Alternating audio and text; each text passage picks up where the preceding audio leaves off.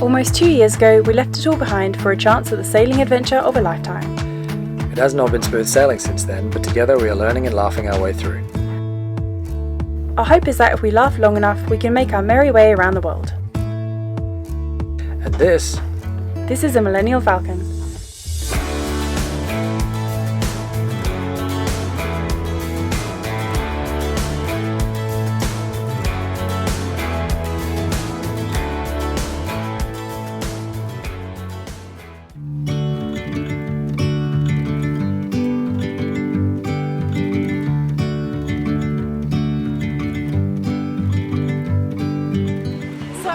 We've left Marigot for the day and we're heading up to one of the next bays over, pretty much to see how far we can go. And the reason is, woo, it's gonna get wet there. It's like 22 knots, it's actually quite windy out. But the reason is because we met lovely friends Olivier and Olivier. They both from France and they're here and they own a paddle boat shop down on Sint Bay. And we made friends with them a while ago, and they've helped us a lot when we've been here, and they've had us around for dinner and everything. We thought we should at least take them out for a sail before we head off. So this is what we're doing today. So we're just going to go as far as we can and then put the anchor down and just go for a swim now.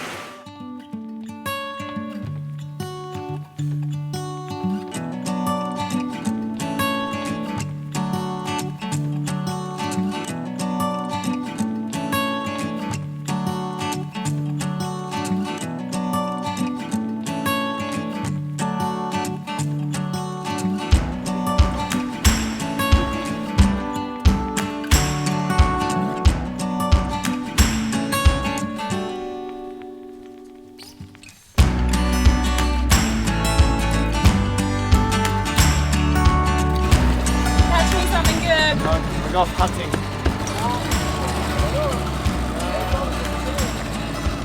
So the guys have gone off to go and attempt to spearfish. We haven't really had much luck, but fingers crossed their luck will change. And meanwhile, I am going to do the backup dish of some pizza. So I'm going to go and make some pizza dough.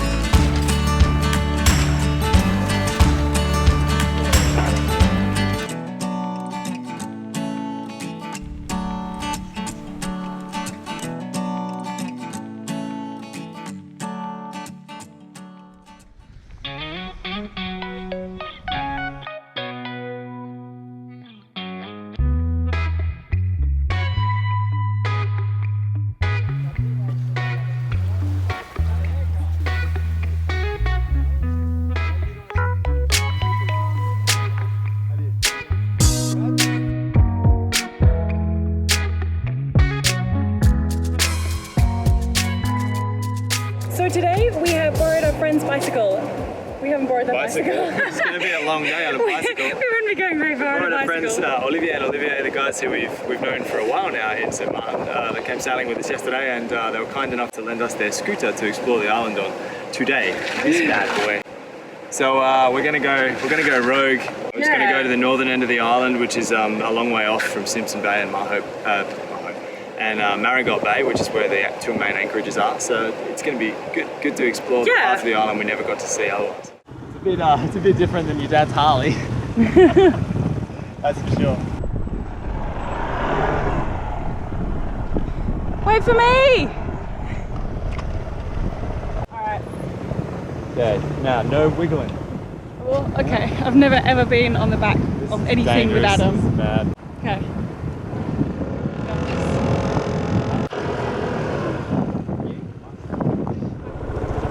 Well, that was an experience. What was that, Adam? She wiggles a lot. I don't know I'm wiggling. Anyway, we're just gonna go pick up the helmets and then we're gonna go back on our journey.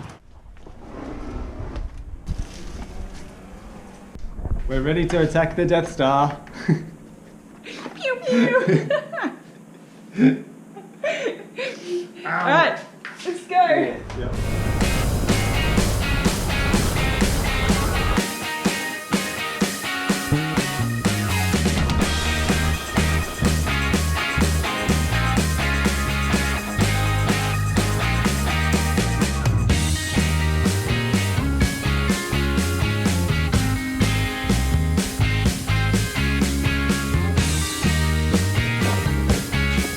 I believe they call this monument the Ode to the Slapping Halyard. It's an artist's impression of what it's like to live on a yacht rather in an anchorage with a slapping halyard.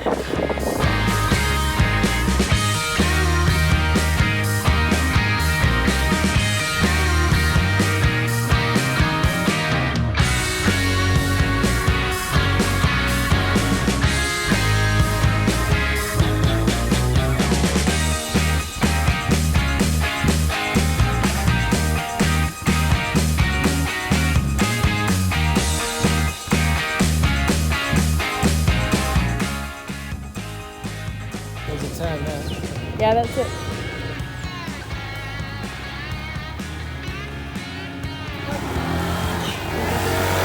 Come back. Hey! Okay. I'll meet you out there.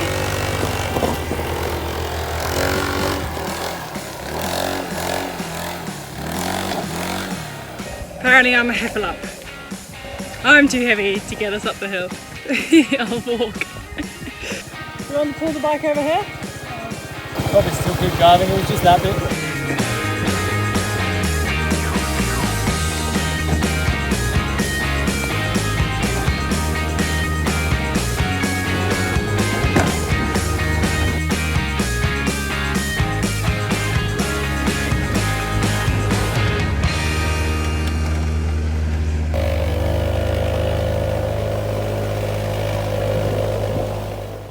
So with any luck, there's no flat tyres and no busted exhaust pipes. Trusty little The scooter. amount of speed bumps that are in this place, definitely not the worst it's had. Once the terrifying journey was complete, we got to enjoy the views from Pic Paradis, the highest hill in St Maarten.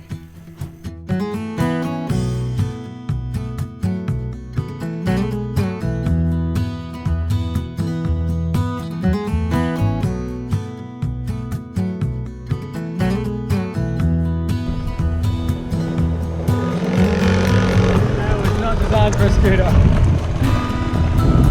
Puppy.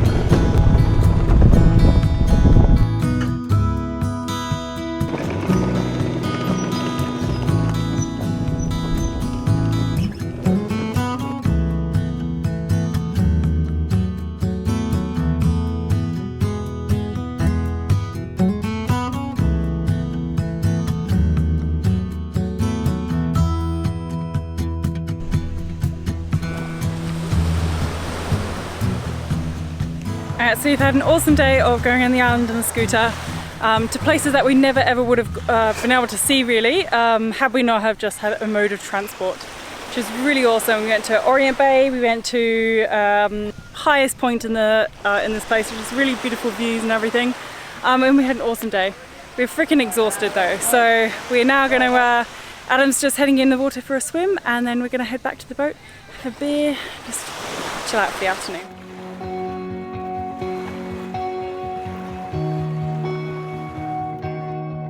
We'd been keeping an eye out on the ideal weather conditions to sail south out of the hurricane zone, and finally a window was starting to present itself. So we set off for a half-day sail around the corner to Simpson Bay to ready us for the journey south. Oh my god! Oh, I think we just had heart attacks. So we're sitting here, we've just pulled out of Marigot on the first decent motor. So we're very hypersensitive, we're listening to every noise, every tick, trying to figure out what's normal now and what's dodgy. And then we get this like high-pitched buzz, this reverberation, and he left it for like 5 seconds before he started talking. It was just like a buzz, and we're like looking around, what is that, what is that, what is that? And I was like, what the hell? A better toot. We're like, oh, frick. Oh my god. Okay. Battery voltage is reading 16.4. The autopilot, same as what it did on the Atlantic crossing, the autopilot had a high, actually it gave us a low voltage reading or a high voltage reading. Anyway, it didn't want to work, so I went downstairs when I had a look at the voltage and it's reading 16.4. Way too much cooking our batteries on the motor. Great. Shy of just buying a new charge controller, I'm at a loss. Like maybe I don't know. I can't even think that it would be the alternator because the alternator is not using its onboard controller. It's the Balmar that's doing this. Could switch us over to the onboard Balmar controller, the auxiliary controller, but like that's not really plan A. That's there for emergencies. Like I just fixed the Balmar charge controller. And I'm not getting a new one until I figure out that that is in fact a problem. And thus far, it's passing every test I can throw at it, except when it matters, now. So we've just come back from the electrician, a place called Electech in St Maarten, where we took the alternator to get serviced. He's come back with she's got a clean bill of health. It was earthing, so this alternator has an independent an independent ground that then's connected to the system's ground. So the body itself does not act as a grounding, but I imagine due to belt dust it was grounding, and so he cleaned it and checked it again, and it was fine. The diodes behaved. He got 14.3 volts and 95 amps with the internal regulator, 14.5 and 95 amps with the external regulator, which is what we get. So strictly speaking, the alternator should be fault free, should have a clean bill of health completely. So that is not the issue anymore, and it may have been. I also spent all day yesterday putting in the new charge controller in case that was the problem. Been giving us showing everyone I'm really dirty, unclean. Frank. I spent the morning yesterday putting in the new charge controller, the MC614-H. It's a step up from the ARS5 that we used to have. That's been giving us problems, or we've been having problems with this whole system since Puerto Rico. It's like for a year, and that's it's time for just a clean slate. If it misbehaves and it's wired up correctly, which I'm quite confident it is, it's on them, not us. So it seems the old breakout another 1,000 acronym is proving true, unfortunately. But with any luck, I'll wire this up, and that's another problem that's behind us for the next 2, 3 years, 4 years, hopefully. So we'll see. I've got some work to do this afternoon.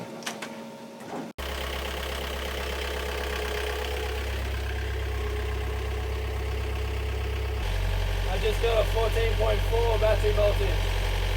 Nope, never got that. Tell me the next time you get a 14.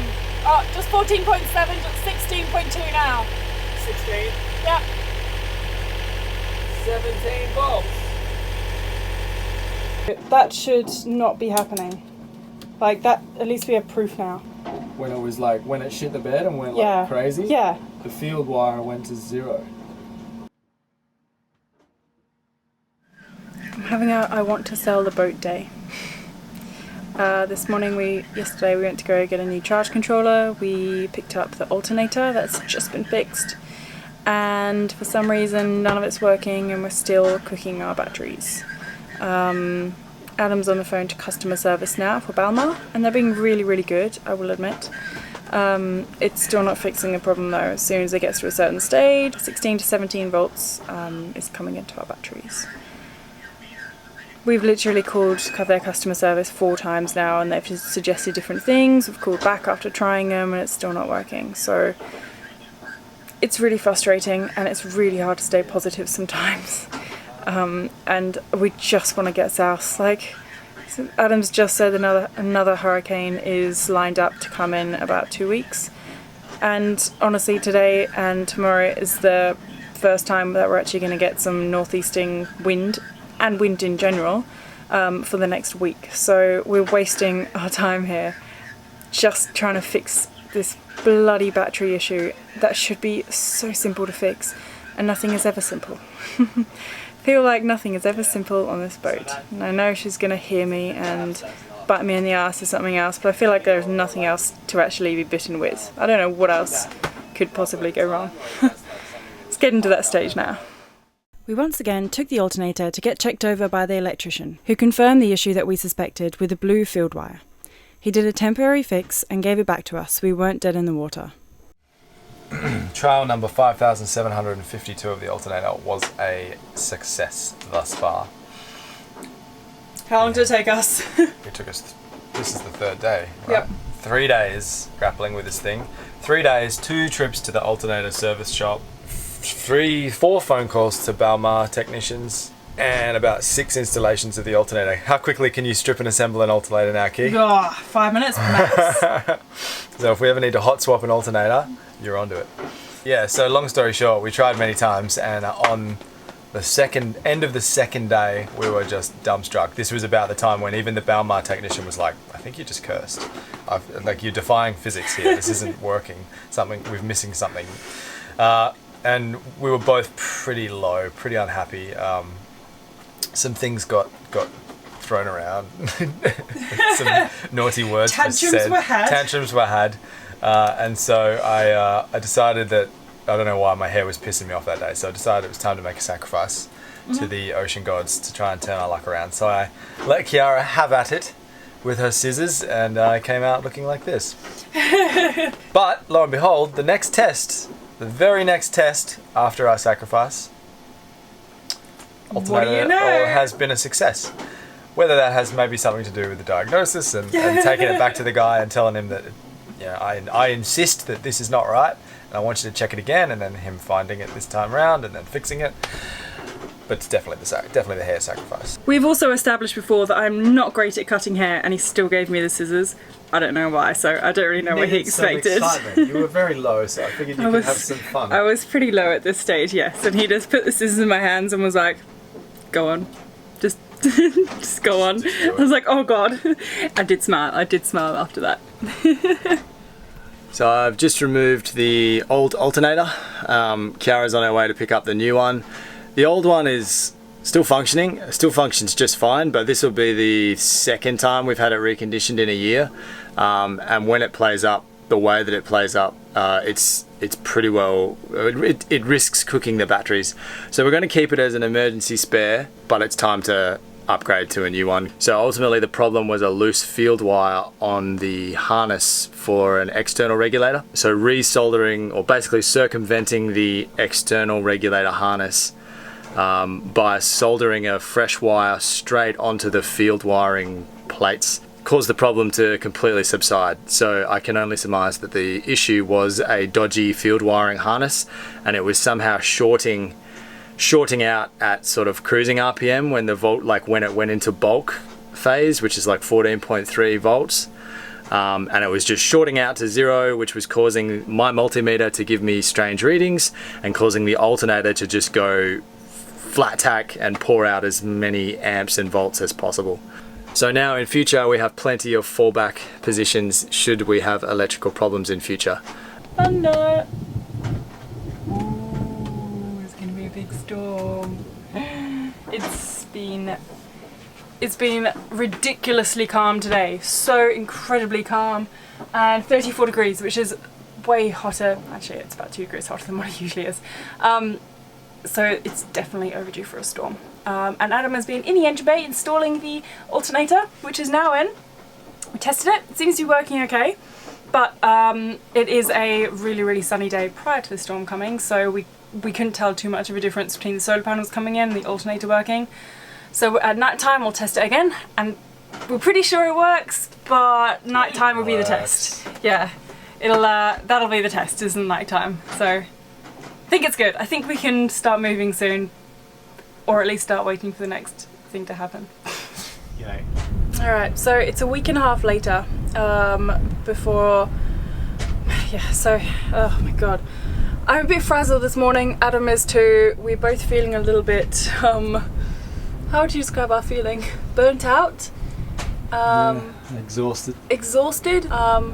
And we are today attempting to go around the corner. We need to head south, and today we're going to attempt to go around the corner. But we are both so freaking nervous, and we're so exhausted. And I can't even describe the feeling. 5 minutes ago? Oh yeah, okay. So like a couple of months ago, our aim was to cross the Atlantic. And today, it's literally to get as far as that rock over there. Adam was like, wow, how the mighty have fallen. We have been working our asses off for about the last month and a half. Just trying to get her ready, trying to get her going. We had a little bit of confidence when we kind of set out from here. Then our battery started cooking because of our alternator. Confidence went back further down, and then we're back here, and now we're going to try again. As far as that rock. So, and actually, I will make a note on this as well. I know I'm blabbering. Somebody mentioned in a comment that that on a video that we released the other day that we always look so chipper and we always look so happy. Let me just clarify, we are not always chipper, we are not always happy, but I really don't want you to see my ugly crying face a lot of the time. Not that I cry like all the time, but like there are many aspects of this life which are really hard. And trying to explain to somebody who doesn't own a boat and who might not know the roller coaster of sailing and cruising life, you're never going to be able to kind of understand it, and we will always seem like we're whinging for no apparent reason. So It's really hard to explain to someone that you're having a bad week when all Exactly. they see is you living on a boat in the Caribbean. It's exactly, yeah. This is also part of the reason why we don't film a lot of this whinging, because the obvious argument is that conversely, for all of the challenges we have, we still have the privilege of the challenges. Like, no one forced us to come out here, and a lot of people would give their left nut to have a boat and to be grappling with these things, because they might be, I don't know, trapped in a bad financial cycle, or trapped in a bad marriage, or trapped whatever. Like, you know, there's people 400 miles from here, thousands of people that just lost their home in Dorian.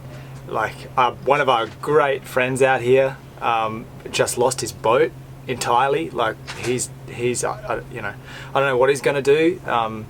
So that's why we don't show the whinging. Like, even when we're doing it tough, there's always someone doing it tougher. Exactly. Yeah. And you know, in our little bubble, in our little world, we're freaking exhausted, emotionally and physically exhausted, because we just keep throwing ourselves up against these problems, and then another one creeps up somewhere else. Yeah. So we're pretty tired, but you know, at the same time, we are aware that we have no right to whinge, because this is a self-inflicted adventure, and no one's making us stay out here. So that's probably why we don't show it. But days like today, when it's time to, the rubber needs to meet the road, and it's sort of time to run the risk of coming afoul again and something happening. It's a stressful day, you know. We get tired, we get frustrated, we don't want to go, we just want to stay at anchor where it's safe and it's nothing breaks and things like that. But that's not what we came out here for, so got to put the big boy pants on and get out to that rock. Okay, engine's on. Engine's on, water's out the back. Just got us sitting at about 1,000 RPM, just testing the belts, warming everything up. So I spoke too soon, we turned the engine on, and water was coming out the side of the boat where the water maker is. Figured out that it was salt water. Then Adam realised that the other day I was painting the water maker base, because it's really rusted and was rusting up our whole engine. So I de-rusted it and repainted it, and I've painted the clutch shut. And Adam's fixing it now. Understandably, he doesn't trust me to touch it again. This section and this section are supposed to spin. They're just starting to free up now. There it goes. False start number 5,672.